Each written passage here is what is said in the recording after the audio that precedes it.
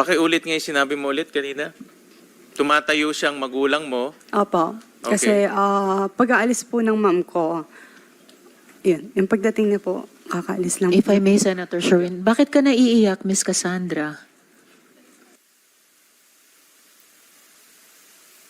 Nung time na yun, kakawala lang ng mom ko, sorry.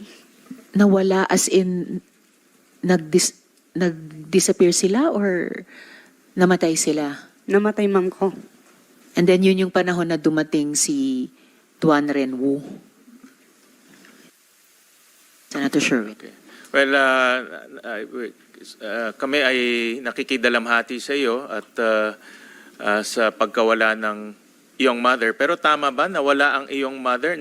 Namatay ang iyong mother? Yes po, Mr. Anong year yun? 2017, December. 2017. At